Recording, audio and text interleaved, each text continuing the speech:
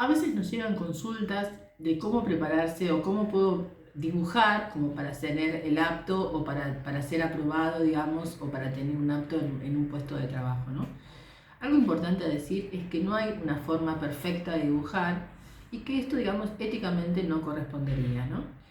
En primer lugar, por más que uno quisiera practicar y decir, bueno, voy a dibujar de tal tamaño, voy a hacer tal cosa, hay un montón de variables que se cruzan en una evaluación psicológica. Y no es solamente que uno diga, bueno, voy a dibujar dibujos más grandes o dibujos en tal lugar de la página o con determinado lugar de trazo. Es una conjunción de trazos y esa conjunción es totalmente singular. Es decir, yo no puedo aprender a dibujar un texto. Sí, puedo practicar, puedo dibujar, pero la persona que evalúa, el evaluador, obviamente, un evaluador con una buena capacitación y formación, obviamente hay un montón de cuestiones y variables que se ponen en juego.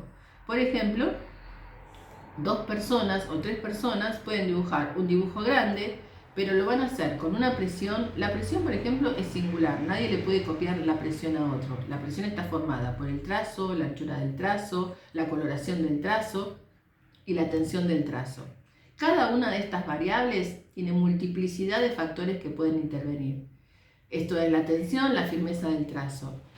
Por más que, si uno tiene una tendencia a un trazo tembloroso, a veces cuando hay ansiedad los trazos se hacen más temblorosos. Obviamente, por más que yo practique y me tenga a la mano, ese trazo va a seguir siendo tembloroso.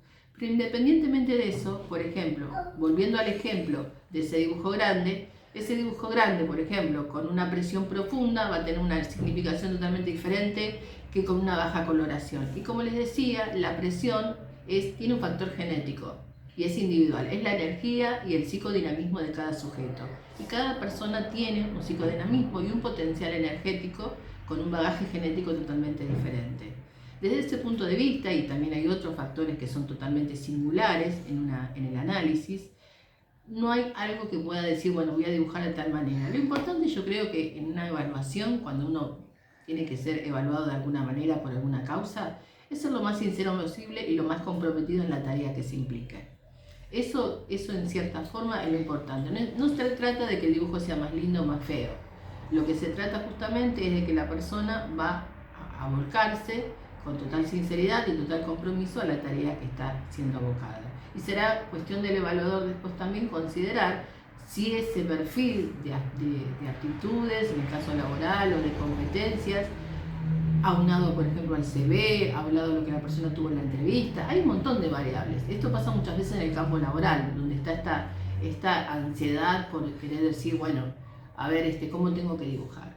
Lo importante siempre es ser sincero y obviamente siempre cuando comparamos a veces va a haber una persona que a lo mejor su currículum está bien, su perfil de aptitudes y competencias está bien, pero por ejemplo vive a 3 horas de la empresa en donde debe trabajar. Y a lo mejor hay un postulante que vive a mucho menos distancia. Y a veces no es, entonces lo que va a requerir, si los dos son iguales, a lo mejor es que ese postulante que está más cerca sea más favorable para la empresa su cercanía.